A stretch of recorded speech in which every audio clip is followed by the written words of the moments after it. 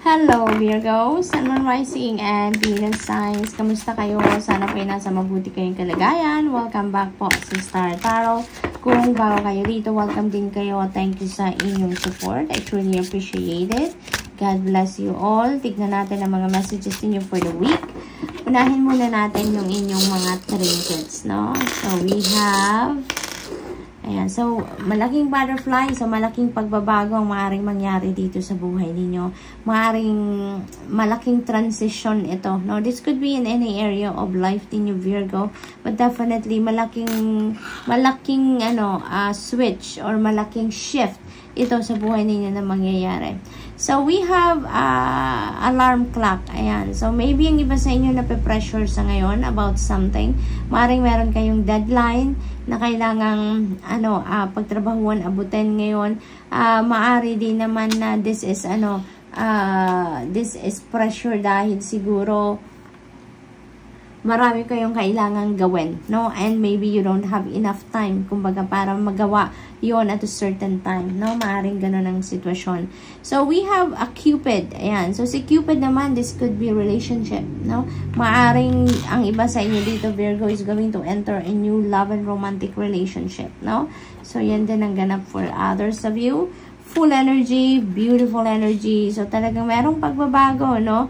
Na magaganap dito. You are entering a new phase in your life, new adventure, new situation na papasukin ninyo dito. And that could be related to love, no? Maaring yung relationship in love yan.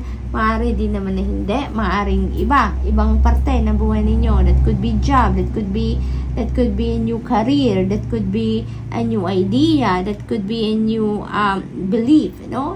It could be anything sa buhay ninyo, depende sa inyong sitwasyon. But definitely, you are starting something new dito. You're starting fresh dito sa buhay ninyo. And yan talaga, very imminent yan, no? Meron magbabago sa buhay ninyo ngayon dahil meron din tayong malaking butterfly. So that could be talaga a massive change, no, na mangyayari sa buhay ninyo sa ngayon, Virgo. Kung ano man ang sitwasyon ninyo dito, iniimbitahan kayo dito na magkaroon kayo ng courage, no? Na magkaroon kayo ng inner strength to embrace this pagbabago sa buhay ninyo. Fire, holy moly, passion ito. Let go of emotional upheaval and embrace the renewal of the present. Meron ditong passion na napipika agad ako, no? So that could be passion in love naman, kasi meron tayong Cupid dyan. So maaring passion yan sa related sa relationship, no? Maaring it will be reignited din sa ngayon.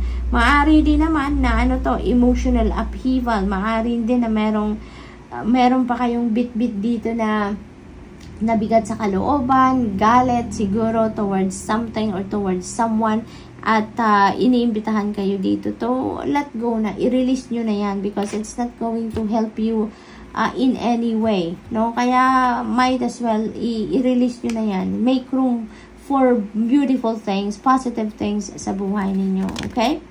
We have Snake. Your intuition and healing powers will guide you to a better path. Just be careful. Ayan, so ang iba sa inyo dito, no? Parang maybe you are a healer, Virgo, maybe you are a healer. Ayan, so maaring you are a light worker, ganon, spiritual worker. Kaya naman, sinasabi dito na yung healing power will guide you to a better path. So, napakahalaga dito na mag-tune in kayo sa inyong intuition, no? Mag-tune in kayo sa inyong intuition at siguradong merong guidance dyan ng Divine Universe na binibigay sa inyo to help you navigate these changes sa buhay ninyo. Kailangan nyo lang na pag-ingatan din ang inyong mga gagawin, ano? Be sure na according to the divine plan, no, ang inyong gagawin. Kaya napakahalagang mag-tune in kayo sa inyong intuition dahil yan ang magagabay sa inyo. Yun ang magbibigay sa inyo ng direction kung saan kayo dapat patungo, ano ang dapat ninyong gawin. Okay? So, we have confidence. Ayan. Be confident. Yan. Be confident talaga dito sa mga bagong gagawin ninyo, sa mga pagbabagong mangyayari sa buhay ninyo or gagawin ninyo. You know, be confident. Be assertive. Carry bells ninyo yan, Virgo. Kayang-kaya ninyo yan.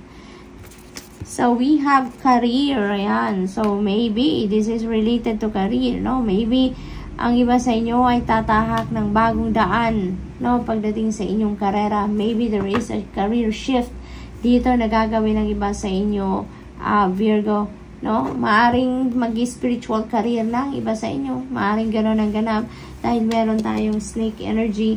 So, maybe talaga yung pagbabagong ito is inyong karera. Maybe from working in an office, working in different field, ano, maaring you're going to shift to spiritual career. Kasi maaari talaga na you know already that you are a healer. So maaring yun ang i-embrace din yung karera sa ngayon, Virgo.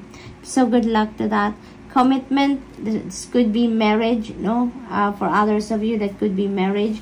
That could be leveling up of your commitment with your person, no? Maaaring ganun ang ganap. Maaari din naman na makikipag-commit kayo sa isang business partnership. Maaari din ganun ang sitwasyon dyan for others of you. So, good luck, whatever the case may be, Virgo. Good luck sa inyong bagong endeavor, no?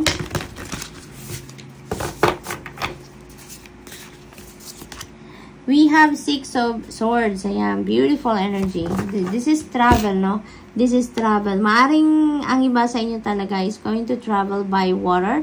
Maaring ganon. Or maari din naman na hindi, no? General reading naman ito. So, yung energy niya is travel. So, this could be related to pasyal. This could be related to visiting. Maaring bibisita kayo sa pamilya ninyo, or maybe relocation, no? Maaring ang iba sa inyo dito maglilipat bahay, Virgo. May relocation na mangyayari for some of you dito around this time. And also, you know, this is also change energy, no? Meron ditong pagbabago din na mangyayari. Kasi maaring nanggagaling kayo din dito. Ang iba sa inyo, Virgo, no? It's not going to resonate with everyone, so just take as it resonates. Maaring ang iba sa inyo dito nanggagaling sa isang sitwasyon na maybe difficult situation, no? Maaring difficult situation at aalis na kayo dyan. Iiwanan nyo na yan because you know that it is not serving your highest good anymore.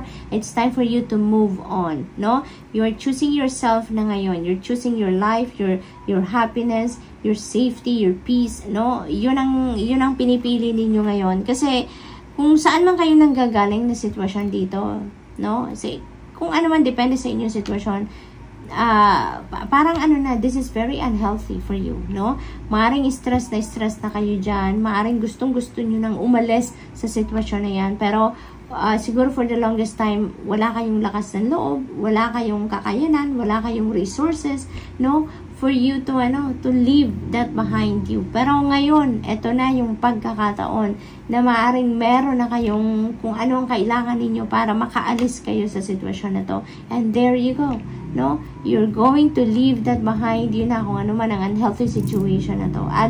And where you are heading is, doon kayo magiging masaya, doon kayo magiging peaceful, doon kayo magiging matiwasay na ang inyong pag-iisip, ang inyong mararamdaman, ano? So, good luck, Virgo. We have another full energy. We have the cozy witch. Ayan. So, definitely, maraming pagbabago ang ganap dito sa buhay ninyo, Virgo. Punong-puno kayo ng pagbabago. There is another new beginning energy. So, this is change, this is change, this is change. So, definitely, Virgo, busy kayo dito, no? Busy kayo. Marami kayo sigurong parte, iba't ibang parte ng buhay ninyo na babaguhin ninyo, no? So, napakaganda rin itong energy na to because as you enter 2024, so talagang you are clearing your life with any negativity at magsisimula kayo ng bagong buhay, magsisimula kayo sa bagong sitwasyon, ano? And as you enter 2024, so parang handang-handa kayo para yakapin ang bagong buhay, bagong taon, bagong pangyayari. You know, parang ngayon pa lang, no, sinisimulan na ninyo yung mag-reset na kayo ng buhay ninyo, no? Pagpasok ng 2024, napakaswerte din ninyo pagdating, no, ng 2024, Virgo. That is also lucky year para sa inyo. Kaya talagang magandang ngayon pa lang, no? You are shedding old skin na, no? Towards the end of the year, you're shedding old skin, kung ano man yung mga hindi na para sa iyo, kung ano man yung negative energy ninyo na meron kayo, negative situations, talagang parang aalisin nyo na yan because you are getting ready then for the 2024. No, talagang malinis ang inyong energy field, malinis ang buhay ninyo, wala nang clutter, no? Yung ganon. So, this is really beautiful. Maraming pagbabago ang gagawin ninyo dito and pagbabago for the better, no? Ang gagawin ninyo dito, Virgo, for yourself. So, good luck. Page of Pentacles, beautiful energy. This is related to, this is wonderful news related to your money, career, and finances naman, no? Pangkaperahan naman ang ganap dito para sa inyo. So, isang magandang sitwasyon din ito. Maaring yung balitang ito, this could be related sa negosyo.